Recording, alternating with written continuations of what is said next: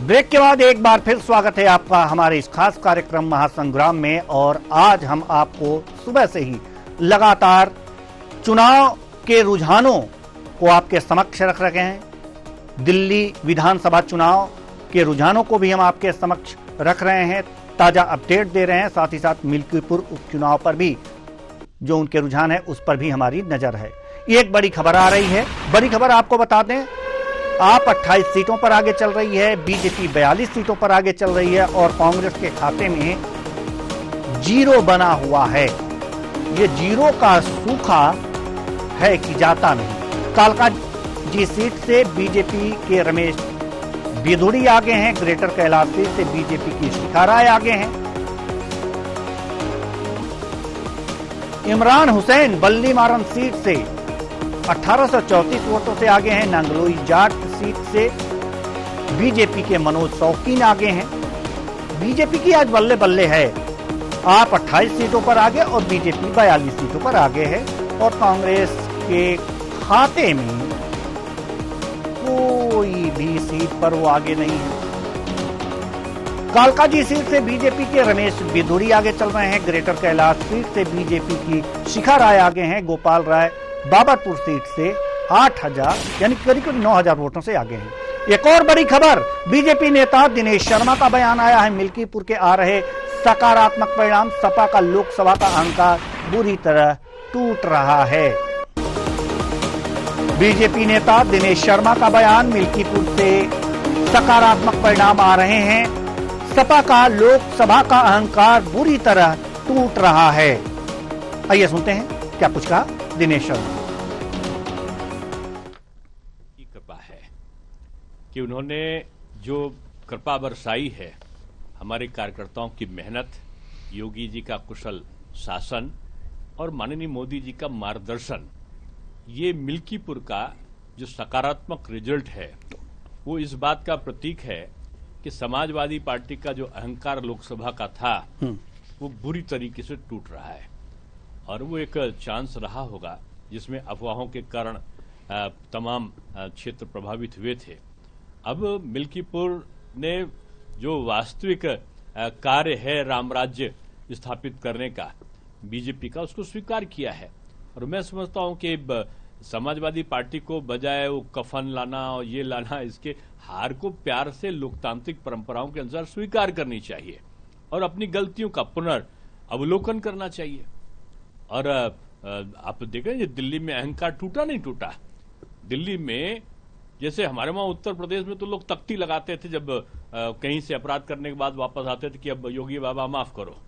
उनका दिल्ली में मैंने 3 नेताओं को देखा कि वो तख्ती लगाए थे और उसमें कहा था दिल्ली की जनता मुझे माफ करो, मैं आपका गंदा कीचड़ वाला पानी आपको साफ नहीं दे पाया, आपका यमुना जी साफ नहीं कर पाया, आपकी सड़क नहीं बना पाया, आपका कूड़ा नहीं हटा पाया, अब की मुझे फिर माफ कर दो। एक और बड़ी खबर आ रही है। बड़ी खबर आपको बता दें, मुंबई से शिवसेना यूबीटी सांसद संजय राउत का बयान आया है। केजरीवाल सरकार को बीजेपी ने काम करने ही नहीं दिया। गुजरात से लाए उपराज्यपाल के हाथ ताकत दे दी। तो आम आदमी पार्टी के नेताओं को जेल में डाल दिया। ये फार्मूला उन्होंने महाराष्ट्र दिल्ली में अपनाया। ये तमाम बातें संजय राउत ने कही हैं। शिवसेना यूबीटी सांसद संजय राउत ने ये बातें कही हैं। केजरीवाल सरकार को बीजेपी ने काम करने नहीं दिया। गुजरात से लाए एलजी के हाथों में ताकत दे दी। आम आदमी पार्टी के नेताओं को जेल में डाल दिया। ये फार्मूले इन्होंने महाराष्ट्र और दिल्ली में अपनाया है। अब बिहार का चुनाव है, शायद उसमें भी यही करें। तो आइए सुनते हैं क्या कुछ कहा। खास परफॉर्मेंस नहीं कर पाई, सिर्फ एक जगह पर ही वो आगे दिख रही है। खाता खोल दिया बस, और क्या है। खाता खोलने के लिए ही सब लोग उतरते हैं मैदान में, लेकिन उससे हमको सबक लेना चाहिए। सबसे पहले दिल्ली में 5 साल से केजरीवाल सरकार को कोई काम करने नहीं दिया। जो लेफ्टिनेंट गवर्नर है वो गुजरात से लाए हैं, मिस्टर सक्सेना, आपको मालूम है। लेफ्टिनेंट गवर्नर के हाथ में पूरी ताकत, सभी प्रमुख नेताओं को भी जेल में डाल दिया। उसका भी ये नतीजा है। आप सभी प्रमुख नेताओं के ऊपर आपराधिक मामले दर्ज करेंगे, जेल में डालेंगे और चुनाव जीतेंगे। ये एक फॉर्मूला महाराष्ट्र में हुआ, अब दिल्ली में है, शायद अब बिहार का चुनाव है तो बिहार में भी यही करें। महाराष्ट्र में क्या हो गया, मैंने बोला ना महाराष्ट्र पैटर्न, ये महाराष्ट्र पैटर्न है। लीडरशिप को खत्म करो। जो लीडरशिप मोदी जी के सामने खड़े होने की कोशिश करती है उनको हर हाल में खत्म कर दो, हरा दो, चाहे कोई भी कीमत चुकानी पड़े, हरा दो। चाहे कोई भी कीमत चुकानी पड़े, हरा दो। तो इन सभी रुझानों का विश्लेषण करने के लिए हमारे साथ जो विद्वान पत्रकार, वरिष्ठ पत्रकार हमारे साथ जुड़े हुए हैं, उनसे आपका परिचय करा दें। रमेश शर्मा जी, वरिष्ठ पत्रकार, बहुत बहुत स्वागत है आपका हमारे इस कार्यक्रम में। जैसा कि आप देख रहे हैं कि आम आदमी पार्टी का जो दिल्ली से रुझानों में ऐसा देखा जा रहा है कि विदाई तय है। बीजेपी वहां पर आ रही है, 42 सीटों पर आगे चल रही है। अगर यही परिणाम बदल जाते हैं तो बीजेपी की सरकार आ जाएगी। मिल्कीपुर जो कि सपा का गढ़ था, इसमें भी ये देखा जा सकता है कि वहाँ से सपा का सफाया हो गया और बीजेपी आ रही है। रुझान तो यही बता रहे हैं। लेकिन जहाँ तक मिल्कीपुर की बात है, उसमें सपा ये एक बात जरूर कह रही है कि सही और निष्पक्ष चुनाव नहीं हुए। क्या उसे अंदाजा लग गया था कि हम यह सीट हार रहे हैं, या फिर कुछ और बात है?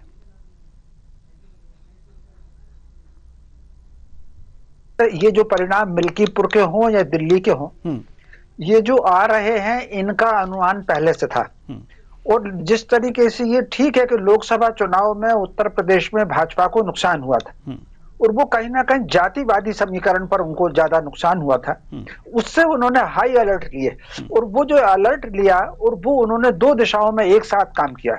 एक तो उन्होंने वो जो नारा दिया, बटोगे तो कटोगे, उस नारे ने न केवल उत्तर प्रदेश बल्कि उत्तर प्रदेश में, मध्य भारत में, पश्चिम भारत में बहुत ज्यादा उस नारे ने प्रभाव डाला और जिसकी झलक हमको हरियाणा और महाराष्ट्र में भी दिखी।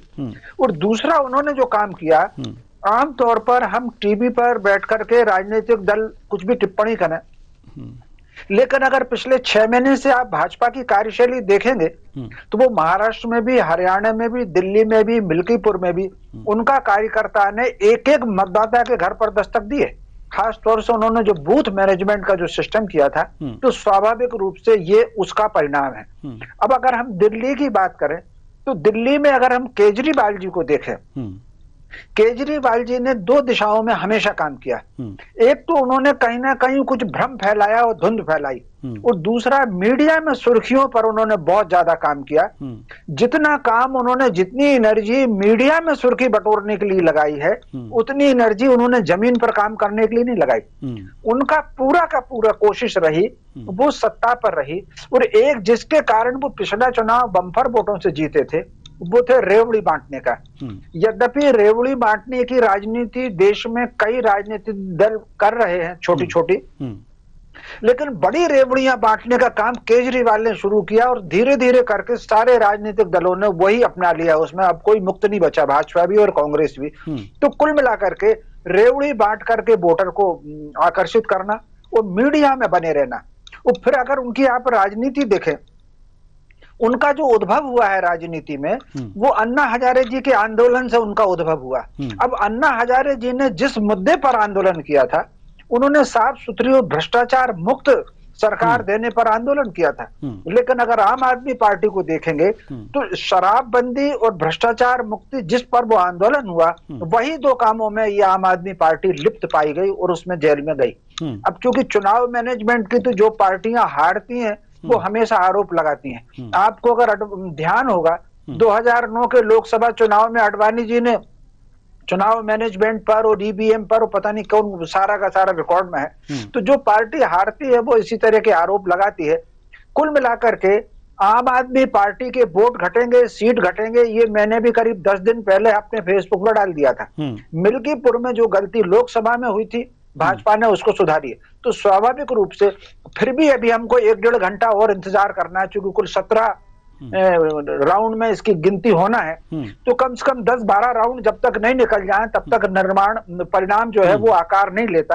अभी और हो सकता है थोड़ी बहुत सीट कम ज्यादा हो, लेकिन कुल मिलाकर के आम आदमी पार्टी सरकार से बाहर हो रही है, ये संभावना बहुत प्रबल हो गई है और पहले से इस संभावना को दिख रही थी। जी।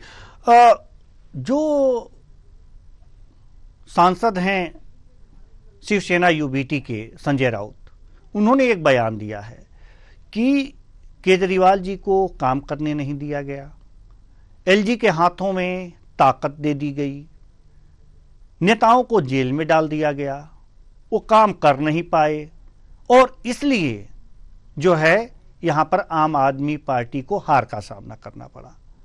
इस बयान में कितनी सच्चाई आपको दिखती है? देखिए, ये बयान भी राजनीतिक है और केवल मीडिया में स्थान बनाने के लिए है। आप मुझे बताइए, केजरीवाल जी अगर जेल में गए हैं तो वो आरोप के आधार पर जेल में गए हैं, उनको मुकदमा इस पर लड़ना चाहिए। अगर मुकदमा झूठा है तो उसकी करना चाहिए। और अगर हम बाय द वे 1 मिनट के लिए मान भी लें तो केजरीवाल जी करीब 10-10.5 साल सरकार में रहे, उनकी पार्टी। ये जो सारा भ्रष्टाचार सामने आया है, ये अंतिम 1-1.5 साल में 2 साल में सामने आया है। बाकी 7-8 साल तो आपने काम किया ही। मुझे एक बात बताइए, जमुना की सफाई की आपने बात की थी, लेकिन क्या जमुना को सफाई कर पाए? और ये आरोप लगाया कि उसमें जहर मिला दिया। तो कुल मिलाकर के काम नहीं करना और दूसरे पर आरोप लगाना। मुझे संजय राउत जी के बयान पर कोई आश्चर्य नहीं हुआ, क्योंकि ये संजय राउत जी हैं। इसमें कोई शक नहीं कि शिवसेना की एक जमीन तैयार हुई थी जो बाल ठाकरे जी ने की थी। ये कहीं ना कहीं शिवसेना क्या नाम से संजय राउत और इनकी जो टीम है, इसके कारण ही वो बाल ठाकरे जी की शिवसेना की क्या स्थिति बन गई है, ये सब उसको जानते हैं। क्या कहना है हम अपने मुंह से, अपनी जुबान से क्या कह सकते हैं, लेकिन वो उसकी जमीनी सच्चाई कितनी है ये बिल्कुल अलग है। संजय राउत जी का बयान पूरी तरीके से राजनीतिक और मीडिया में सुर्खी लेने का है। जी, थोड़ी सी मिल्कीपुर की भी चर्चा कर लेते हैं। मिल्कीपुर विधानसभा, चूंकि वो भी बीजेपी और सपा के नाक का विषय बन गया था और सभी ने अपने अपने जो है पूरी ताकत झोंक दी थी, सपा ने भी और बीजेपी ने भी। यहां पर जो मत प्रतिशत है, एक तरह से देखा जा सकता है कि 17 और 22 के मुकाबले 2025 में ज्यादा है। 65.25% यहां पर जो है वोटिंग यहां पर हुई है, सबसे ज्यादा वोटिंग हुई है। 17 में 58.5 और 22 में 60.2% हुई है, लेकिन 5% के करीब करीब ज्यादा यहां पर वोटिंग हुई। क्या लगता है कि जनता ने सपा के खिलाफ घरों से निकला? और दूसरी बात एक और कि जो महिलाओं का वोट प्रतिशत है 3% अधिक है, तो क्या महिलाओं ने बीजेपी को लाने में मदद कर दी है? ये बात स्वाभाविक है। ये आप देख लीजिए कि जहां जहां भी पिछले 5 वर्षों में भाजपा को जहां भी बढ़त मिली है, वहां महिलाओं का योगदान अपेक्षाकृत अधिक रहा है। मध्य प्रदेश में, छत्तीसगढ़ में, राजस्थान में, महाराष्ट्र में, हरियाणा में महिलाओं का योगदान उसमें बहुत अधिक रहा है। और बल्कि कई स्थानों पर तो ये देखने को मिला है कि मुस्लिम महिलाओं ने भी भाजपा को वोट दिया। ये बराबर सारी की सारी रिपोर्टें आई हैं टीवी पर। तो स्वाभाविक रूप से मिल्कीपुर के परिणाम कोई 2-3 घटनाओं ने और प्रभावित किया। उत्तर प्रदेश को आप हम साधारण नहीं समझ सकते। अगर हम देखें, हालांकि ये इतिहास की बात हो गई, अगर हम देखें तो देश में सांप्रदायिक राजनीति की कट्टरता की शुरुआत जो हुई थी वो उत्तर प्रदेश से हुई थी। वहीं अलीगढ़ है, वहीं देवबंद है, जो वहीं बरेली, वो जो सारा का सारा सिस्टम है। तो पिछले कुछ दिनों से आप लोकसभा के बाद, अब ये इत्तेफाक है या योजना है, लोकसभा के बाद जो घटनाएं संभल में घटी हैं, जो बहराइच में घटनाएं घटी, जो बरेली में घटनाएं घटी, उन सारी चीजों ने, अब संभल तो चूंकि अवध क्षेत्र में ही आता है, मिल्कीपुर जहां आता है वो पूरी पट्टी एक जैसी पट्टी है, तो स्वाभाविक रूप से इन सारी चीजों ने कहीं ना कहीं मतदाता को प्रेरित किया और वोट का प्रतिशत बढ़ा और उसमें महिलाओं का प्रतिशत अपेक्षाकृत अधिक बढ़ा।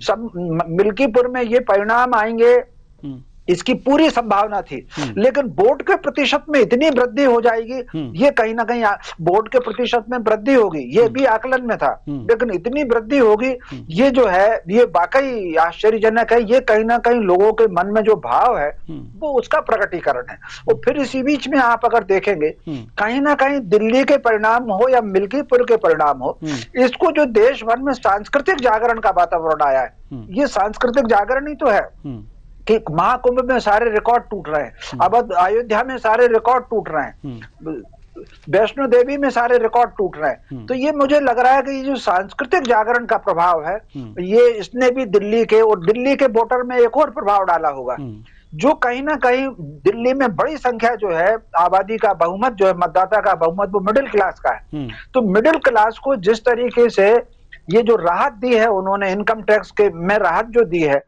12 लाख रुपए की, मैं समझता हूं इसने भी बहुत ज्यादा प्रभाव डाला। और इसमें कोई शक नहीं, जिस जमाने में कभी इंदिरा जी का चेहरा हुआ करता था वैसा चेहरा इस समय मोदी जी का चेहरा है, और मोदी जी के चेहरे ने मिल्कीपुर और दिल्ली दोनों को प्रभावित किया है। जी,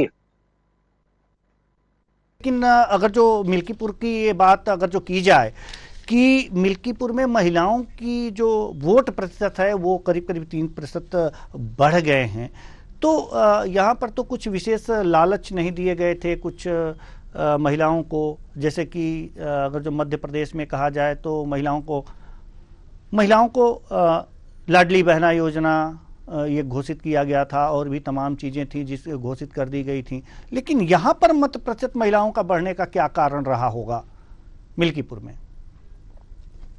देखिए, स्वाभाविक रूप से मिल्कीपुर में जो मत प्रतिशत महिलाओं का बढ़ा है वो सांस्कृतिक जागरण के कारण बढ़ा है। हम अपने घरों में भी देख लें, कहीं ना कहीं आध्यात्म के तरीके से, संस्कृति की तरीके से, परंपराओं में मेरा और आपका उतना झुकाव नहीं होगा जितना हमारे घर में महिलाओं का, बहनों का, माताओं का, उन सब का होता है। तो स्वाभाविक रूप से जो वातावरण बना है उस वातावरण का प्रभाव महिला पर पड़ा है। हम लोग मंदिर जाएं या ना जाएं, महिलाएं देवी या मंदिर जरूर जाती हैं। तो आज अगर कई वक्त तो मैं कहता हूं कि सनातन परंपरा अगर जीवित है तो वो महिलाओं के दम पर जीवित है। हम लोग वो उसमें के नहीं है कि महिलाओं को शोषण करके और कई प्रकार के उनको ढाक करके दबा करके रखें। तो कुल मिलाकर के सनातन परंपराएं अगर है तो वो महिलाओं के कारण है, और जो सनातन परंपराओं का जागरण आया है देश भर में, तो स्वाभाविक रूप से उसके कारण महिलाओं के मतदान का प्रतिशत बढ़ा। दूसरे एक और बात मैं आपको बताऊं, जिस तरीके से जो एक नागरिक आचार संहिता की चर्चा हो रही है और 3 तलाक पर जो संशोधन विधेयक आया, इसका भी कहीं ना कहीं मुस्लिम महिलाओं पर बहुत ज्यादा प्रभाव देखने को मिला है। और वो मिल्कीपुर में भी दिखा है मुस्लिम महिलाओं में, और वो दिल्ली में भी दिखा है, सीलमपुर में खास तौर से ये बराबर देखा है। टीवी पर मैंने, मीडिया पर कई मुस्लिम महिलाओं के बयान मतदान के दौरान ही देखे थे। तो स्वाभाविक रूप से इस वजह से भी महिलाओं का प्रभाव, खासतौर से मुस्लिम महिलाओं ने वो 3 तलाक को लेकर के, एक नागरिक आचार संहिता में क्या है, एक नागरिक आचार संहिता में जो आपराधिक है उसमें तो सब पर एक सही कानून लागू होता है, केवल सामाजिक कानूनों में जो अंतर है उसका पूरा का पूरा लाभ महिलाओं को मिलने वाला है। इसलिए महिलाओं के प्रतिशत बढ़ा है और उसका लाभ, अधिक लाभ भाजपा को मिलेगा। जी, अब जैसे कि अयोध्या के सांसद अवधेश प्रसाद जी ने एक बात कही है, बड़ी विचित्र सी बात, एक सांसद के मुंह से इस तरह की बातें अगर जो निकल रही हैं तो उसे क्या कहें। हम चाहेंगे कि एक बार उस बाइट को प्ले कराया जाए जो आज अवधेश प्रसाद जी ने कही हैं कि वो नंदी से जब उन्होंने पूछा तो नंदी जी ने उनको क्या जवाब दिया, जरा इसे पहले सुन लेते हैं, उसके बाद से फिर हम आपके पास आते हैं। आवाज है, उनकी आवाज है। कल ऐसा है, मैं सूर्यकुंड गया था, सूर्य भगवान जहाँ, तो वहाँ दर्शन कर रहे थे, तो वहाँ एक पुजारी ने कहा नंदी भगवान के कान में कुछ कह दीजिए। नंदी भगवान कान में हमने आशीर्वाद मांगा, तो नंदी भगवान के आशीर्वाद में हमें सुनाई पड़ा कि जा अजीत प्रसाद 35,612 वोट से जीत रहे हैं, जाओ परेशान न हो, खुश रहो। तो ये थे अयोध्या के सांसद। एक और बड़ी खबर आ रही है, आपको बताया बड़ी खबर। कांग्रेस नेता संदीप दीक्षित का बयान आया है, रुझानों से ऐसा लग रहा है कि बीजेपी सरकार बनाएगी, हम लोगों के फैसले को स्वीकार करते हैं। तो संदीप दीक्षित ने बयान दिया है कि कांग्रेस नेता संदीप दीक्षित का यह बयान आया है कि रुझानों से ऐसा लगता है कि बीजेपी सरकार बनाएगी, हम लोगों के फैसले को स्वीकार करते हैं। सुनिए।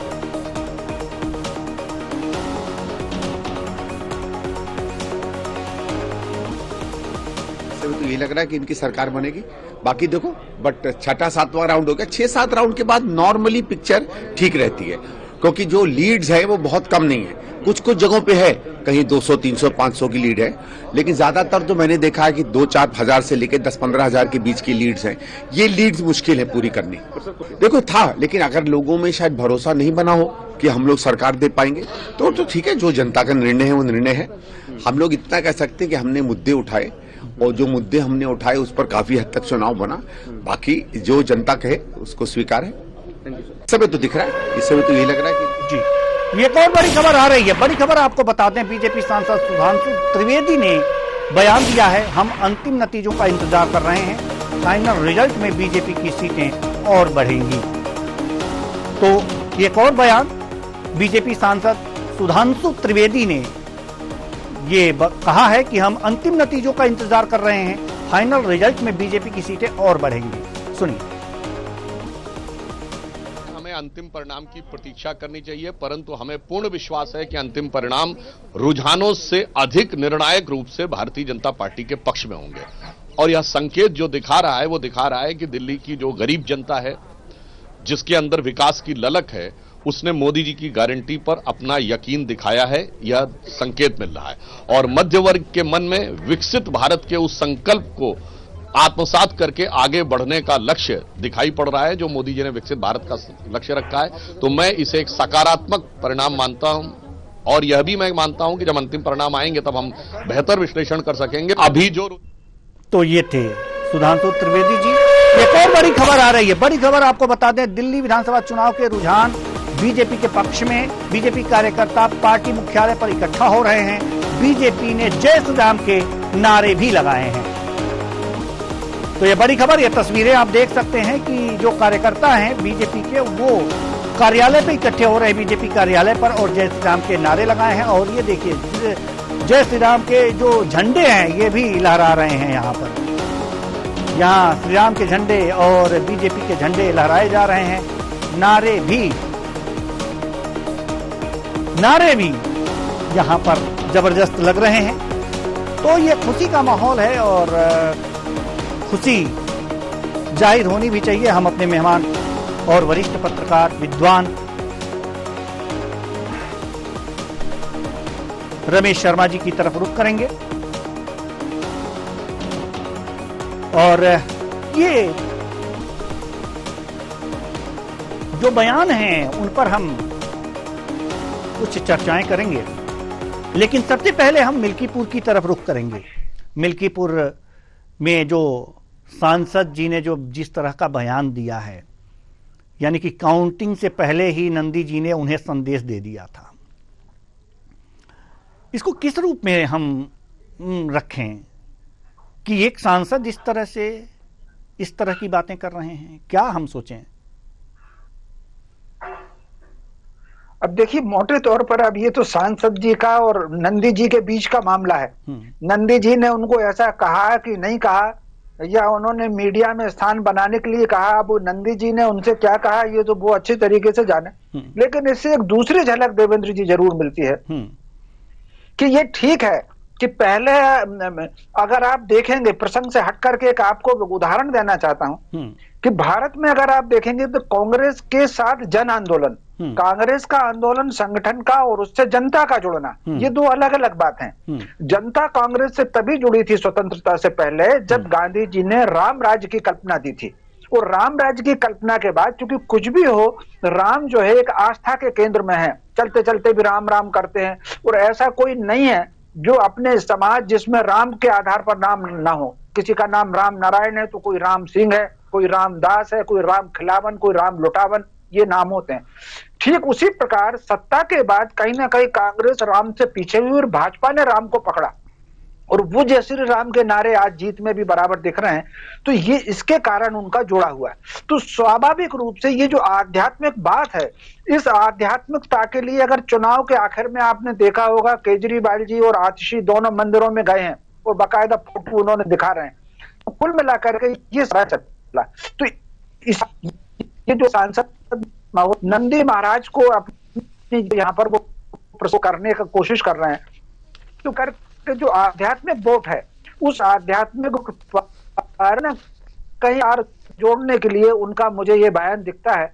अब नंदी जी महाराज ने उनसे जो भी कहा है अब वो तो वो ही जाने, तो कुल मिलाकर के लेकिन अगर नंदी जी महाराज ने उनको गुप्त कहा है तो उसको गुप्त रखना था, उसको अगर मीडिया में वो ले आए हैं तो स्वाभाविक रूप से जो आध्यात्मिक वोटर है, आध्यात्मिक मतदाता है, उस पर अपना प्रभाव जमाने के लिए उनका ये बयान है। जी अब थोड़ा सा रुख करेंगे दिल्ली की तरफ।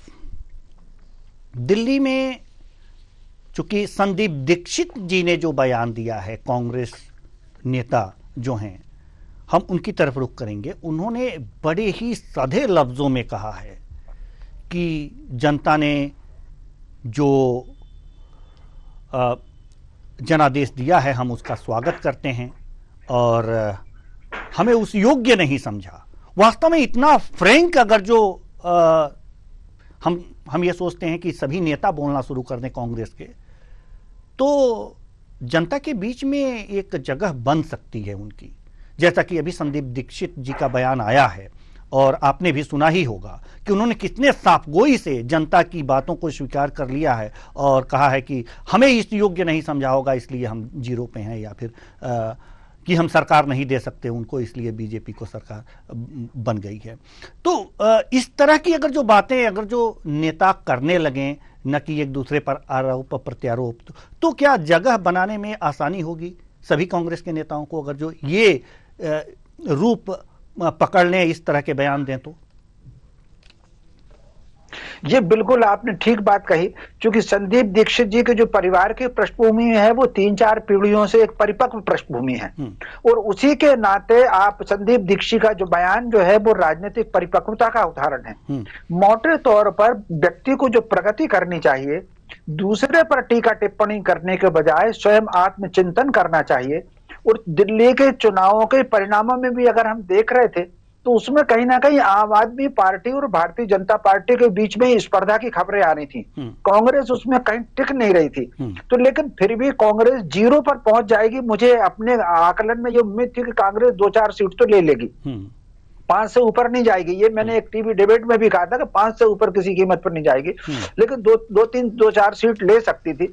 लेकिन अब वो चूंकि 0 पर चली गई, तो और ये जो बयान है ये बिल्कुल परिपक्वता का बयान है। कांग्रेस के तमाम नेताओं को संदीप दीक्षित जैसे जो उनके परिपक्व लोग हैं उनके साथ बैठ करके चर्चा करके भविष्य की रणनीति बनाना चाहिए।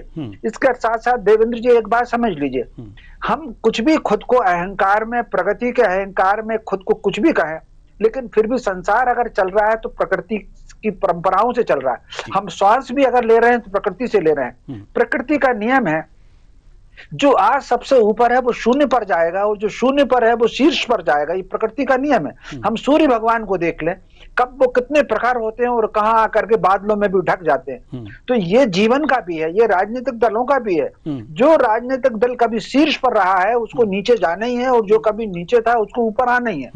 अब कांग्रेस को इस बात पर विचार करना है कि एक जमाने में कश्मीर से लेकर कन्याकुमारी तक और राजस्थान से लेकर के बंगाल तक उनकी सत्ता रहा करती थी। आज वो सत्ता क्यों बाहर जा रही है? भाजपा को तो छोड़ दीजिए, लोकल लोग जो छोटे छोटे उठे हैं वो सत्ता पर कब्जा कर रहे हैं। आम आदमी पार्टी कौन, बंगाल में कौन सरकार में है, तमिलनाडु में कौन सरकार में है, केरल में कौन सरकार में है, झारखंड में कौन सरकार में है? तो कहीं ना कहीं ये कांग्रेस की गिरावट है। भाई झारखंड में, तमिलनाडु में, केरल में भाजपा नहीं है वहां पर। तो कुल मिलाकर के ये इन सारी चीजों पर खुद भी कांग्रेस को आत्ममंथन करना चाहिए और फिर आगे चल करके अपनी राजनीति तय करनी चाहिए। जी बिल्कुल। लेकिन एक चीज जो दिल्ली विधानसभा चुनाव के नतीजों से जो समझ में आ रहा है हमें, कि जो छोटी पार्टियां हैं और बड़ी पार्टियां, और खासकर अगर जो आम आदमी पार्टी दिल्ली से उसकी एक तरह से कह सकते हैं कि विदाई हो रही है, अभी हो ही रही है, तो क्या छोटी पार्टियों का अस्तित्व खतरे में है? क्या इसे ये माना जाए? देखिए, ये मेरी निजी राय में छोटी पार्टियों का अस्तित्व खतरे में कभी नहीं होगा। आप अगर देखेंगे तो आम आदमी पार्टी और भाजपा में वोटों का अंतर 4-5% से ज्यादा नहीं आएगा।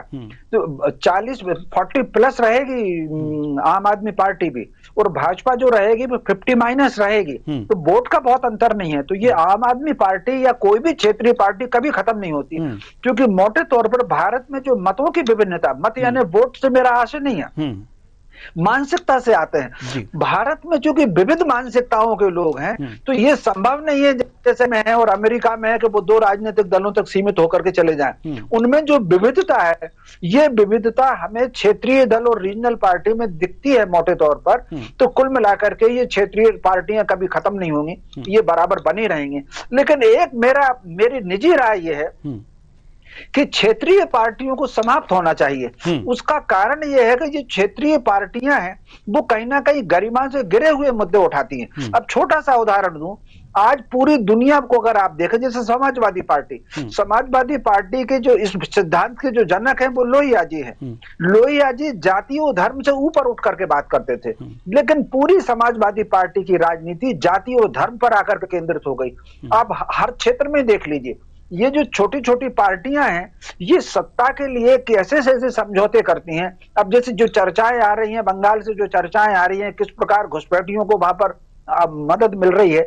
तो कुल मिलाकर के मैं समझता हूं कांग्रेस और भाजपा, कुछ भी हो, कांग्रेस अगर अपना तुष्टीकरण की जो पराकाष्ठा है उसको थोड़ा सा संतुलन कर ले, तो मैं समझता हूं कांग्रेस और भाजपा दोनों सिद्धांत के आधार पर काम करती हैं। जी, एक चीज और इस चुनाव परिणाम से हमें चीज समझ में आ रही है कि जो नेता नाटक नौटंकी किया करते हैं एक दूसरे और सिंपैथी गेन करने की बात करते हैं, उसका बस इसमें नहीं चला है। एक झलक हम आपको सुनाना और दिखाना भी चाहते हैं, और उसके बाद उसके परिणाम के बारे में भी हम आपसे चर्चा करना चाहते हैं। आप जैसे विद्वान से उसका विश्लेषण कराना चाहते हैं। जी, एक वो बाइट, वो एम्बियंस आप जरूर चलाइए मिल्कीपुर के सांसद अवधेश प्रसाद का, जिसमें वो विलाप कर रहे हैं। जी,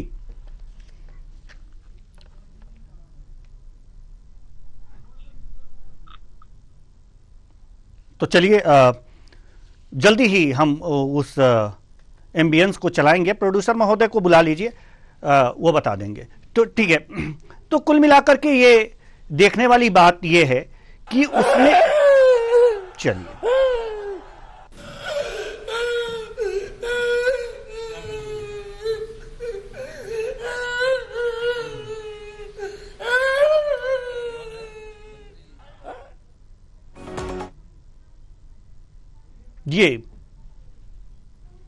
ये अभी आपने विलाप देखा,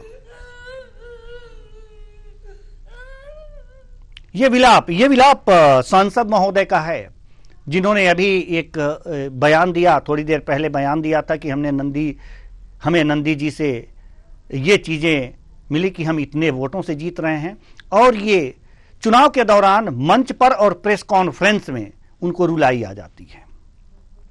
क्या माने कि इस चुनाव में इस तरह के हथकंडे नहीं चले हैं?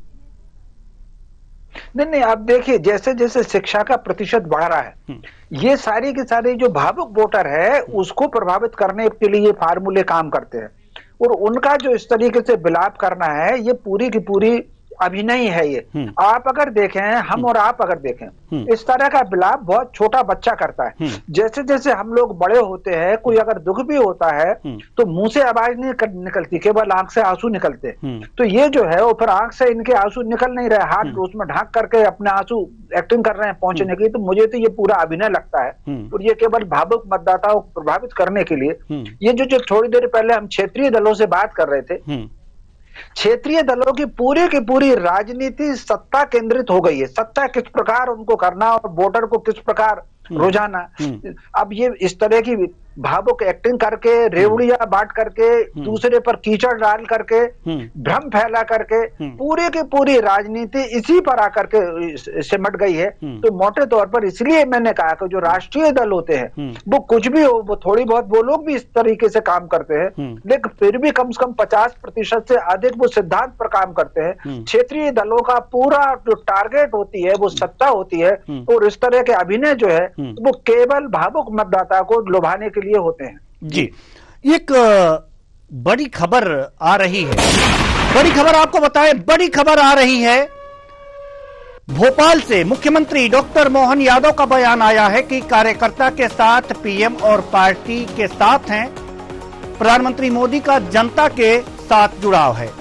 तो बड़ी खबर आपको बता रहे हैं, भाजपा के कार्यकर्ताओं की मेहनत, देश का बदलता मिजाज, सब एक दिशा में जा रहे हैं। टुकड़े टुकड़े गैंग की छोटी मानसिकता है। तो ये मध्य प्रदेश के सीएम डॉक्टर मोहन यादव का बयान आप भी सुनिए। और पार्टी के साथ माननीय प्रधानमंत्री जी का जनता के साथ जुड़ाव, भाजपा के कार्यकर्ताओं की मेहनत और देश का बदलता हुआ मिजाज सब एक दिशा में जा रहे हैं। और जो टुकड़े टुकड़े गैंग है, जिनकी छोटी मानसिकता है, जो इस देश और प्रदेश को वर्षों से गुमराह करते आए, ऐसे सारे तत्वों की लगातार हार हो रही है। 2014, 2019 और 2023 की लोकसभा चुनाव के बाद हम सब देखते हैं कि 2023-24 के चुनाव में किस प्रकार से गंदे गंदे हथकंडे लगा करके आखिरी लड़ाई कांग्रेस ने सबको झूठ बोल के जुड़े थे, जो तिनके की तरह बिखर गए। और लगातार हरियाणा, महाराष्ट्र, दिल्ली के बाद के चुनाव भी केंद्र के चुनाव की तरह ही जा रहे हैं। एक वितंडावाद पूरे प्रदेश और देश में फैलाया था। पार्टी भी और पार्टी के साथ माननीय प्रधानमंत्री जी का जनता के साथ जुड़ाव। तो अभी आपने देखा कि मध्य प्रदेश के सीएम डॉक्टर मोहन यादव ने क्या कुछ कहा है। अब इसी के साथ जो है हम धन्यवाद देना चाहेंगे हमारे वरिष्ठ पत्रकार रमेश शर्मा जी का कि आप आए और इतने अच्छे विश्लेषण किए। बहुत बहुत धन्यवाद आपका। अब वक्त हो चला है एक छोटे से ब्रेक का। ब्रेक के बाद हम पुनः विश्लेषण जारी रखेंगे और साथ ही साथ ताजा रुझानों और परिणामों से आपको अवगत कराते रहेंगे। तो लेते हैं एक छोटा सा ब्रेक।